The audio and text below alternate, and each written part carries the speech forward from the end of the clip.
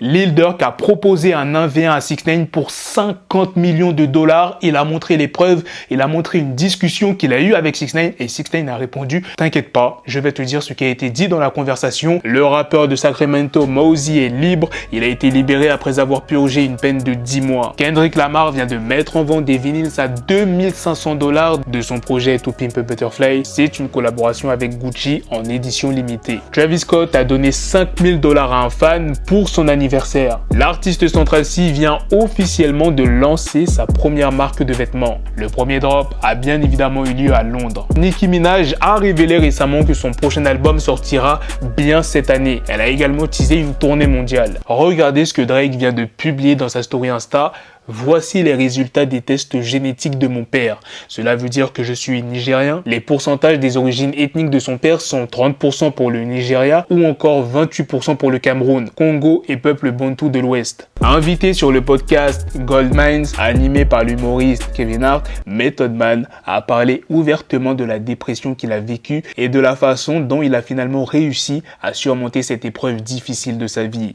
Selon lui, la clé pour sortir de la dépression a été de réaliser qu'il ne pouvait pas contrôler les personnes qui l'entouraient, mais qu'il pouvait se contrôler lui-même. Il a déclaré « J'étais ma propre ombre. J'étais seul face à moi-même. J'ai dû sortir de ce cheminement. » Il a expliqué qu'il avait dû se regarder dans le miroir et se dire « Je suis fatigué d'être qui je suis. Je veux le meilleur pour moi-même. J'ai plus à offrir et ça commence maintenant. » Method Man a également souligné l'importance de faire un bilan personnel en ajoutant « Si vous ne le faites pas, quelqu'un d'autre le fera pour vous un jour ou l'autre. » Chris Brown et Usher réconciliés, eh bien, c'est tout comme. En effet, malgré leur récente altercation, Chris Brown est apparu sur scène à Las Vegas lors du festival Lovers and Friends 2023 organisé par Usher lui-même. Selon les rumeurs d'il y a quelques jours, Usher aurait été blessé lors de leur bagarre. Cependant, les photos et vidéos du festival ne montrent aucune trace de coup sur son visage. Au contraire, il semble être en pleine forme. Cependant, il semblerait que Chris Brown ait failli se battre avec une autre personne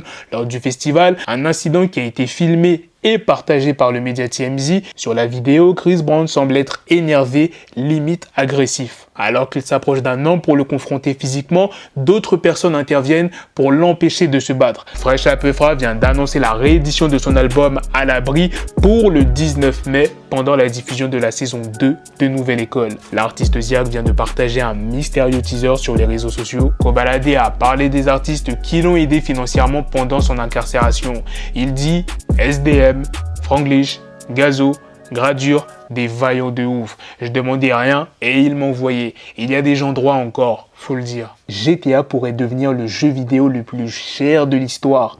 Près de 10 ans après la sortie de Grand Theft Auto 5, son successeur GTA 6 est encore loin d'avoir révélé tous ses secrets. L'année dernière, Rockstar Games a dû faire face à une fuite majeure qui a permis au public de découvrir des éléments de ce futur opus sans l'approbation des créateurs. Selon une étude récente, le budget de Grand Theft Auto 6 pourrait s'élever à un montant incroyable entre 1 et 2 milliards de dollars.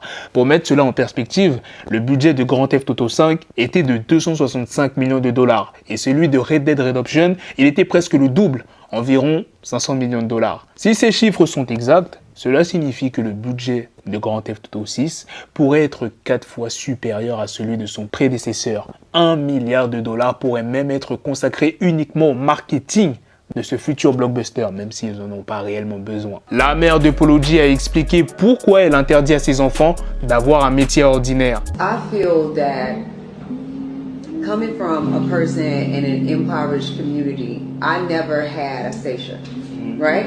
So I wanted my children to have a station. I wanted my children not to know the struggle. I wanted my children to know what support was. I wanted them to know that many times we are hardwired to think that in order to be successful, we gotta go through some. You don't have to go through some. Live your life, be my child, I'll figure out the rest. It doesn't have to be all that. I don't appreciate where a white household can have a conversation. It's like, Mom, I don't know what I want to do with my life. Take the summer off. Live, go yachting, go boating, and they're not ostracized for just figuring it out. Our children have so much anxiety placed on them. if you're not here, you got to get out of my house. If you don't do this, you have to leave. If you're here, you have to work a job and this, that, and the other. No, nigga. I've done enough. You didn't even ask to be here. So if you're going to be here and you're going to stand 10 toes and you're going to make the grades, I will be your mom. I will be the supporter. I will be the financial backing. And just live and be. And that was so important to me. Lil Durk veut faire un 1v1 en boxe anglaise à Dubaï contre 6ix9ine pour 50 millions de dollars. Regardez la conversation qui a été partagée par Lil Durk. Il dit « Je ne te veux pas mort ou blessé. T'es un enfant de la banlieue. Je mets 50 millions de dollars de ma poche sans aucune aide pour qu'on combatte à la télé à Dubaï. Le gagnant remporte le double en 3 rounds. Va parler à tes amis les riches. Faisons ça en septembre. Arrêtons la violence. Lol. 6ix9ine a répondu « C'est drôle parce que je sais que t'es en pleine promotion de ton album en ce moment. T'as besoin de tout et n'importe quoi pour ta promo depuis que NBA Youngboy n'a pas mordu à la part. Mais je veux qu'on se batte même pour zéro gratuitement. Viens à Miami, on prend une chambre d'hôtel et on se tape un V1. » Lil Durk a répondu « À pas? Hôtel? Oh, ok, c'est cool. Passe une bonne journée. Je ne me soucie pas des ventes, je voulais juste te tabasser pour de l'argent. 62% des Français sont d'accord avec l'affirmation que l'argent ne fait pas le bonheur. Marlène Schiappa ne peut pas rester ministre. Se sont entendus l'Élysée et Matignon après son interview à Playboy et l'affaire du fonds Marianne. Donald Trump a été reconnu coupable d'avoir abusé sexuellement la journaliste Jean Carole avant de la diffamer en la qualifiant de menteuse. Twitter pourrait être interdit en France en raison de sa diffusion de contenu pornographique, faute de pouvoir contrôler l'âge des utilisateurs. Une file d'attente de plusieurs heures s'est formée devant la boutique Shein à Paris. Des centaines de personnes espèrent pouvoir y accéder pour son dernier jour d'ouverture. Un homme a volé la voiture d'un conducteur qui avait accepté de le prendre en stop en profitant d'une pause pipi à Pau. Le propriétaire a tenté de le retenir en s'accrochant au pare-brise, allant jusqu'à arracher un essuie-glace. Un fils d'Éric Zemmour, soupçonné d'avoir provoqué un accident en état d'ivresse, a été interpellé et placé en garde à vue. Il aurait refusé une priorité à un scooter à Paris, blessant grièvement le conducteur du 2 roues et sa passagère. Le ministre de l'économie Bruno Le Maire appelle toutes les entreprises qui le peuvent à augmenter les salaires. Vous avez probablement entendu parler de Trevor Jacob, qui est un ancien snowboarder olympique devenu youtubeur qui a admis avoir orchestré le crash de son avion pour augmenter le nombre de vues sur sa chaîne YouTube. Le 30 novembre 2021, Jacob a filmé sa propre chute en parachute après avoir sauté de son avion au-dessus de la forêt nationale de Los Padres en Californie.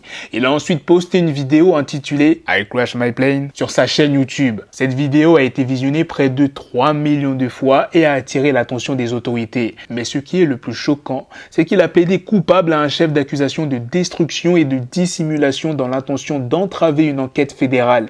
Il risque jusqu'à 20 ans de prison fédérale. Jacob a également admis qu'il avait organisé la destruction de son avion pour obtenir des vues supplémentaires sur sa chaîne et qu'il avait conclu un accord de parrainage pour promouvoir un portefeuille sur sa chaîne. Jacob est même retourné sur les lieux de l'accident pour récupérer des images de la destruction. Cependant, il a ensuite affirmé aux enquêteurs qu'il ne savait pas où se trouvait l'épave. En réalité, lui et un ami ont volé en hélicoptère jusqu'au site de l'épave et ont amené l'avion dans un hangar de l'aéroport de Lombok. Voilà les gars, c'est la fin de cette news, c'est aussi la fin de cette vidéo. Dites-moi dans les commentaires qu'est-ce que vous en pensez de toutes les news que je vous ai présentées dans cette vidéo. Et sur ce, on se donne rendez-vous très prochainement pour d'autres vidéos news. Prenez soin de vous la famille. Peace.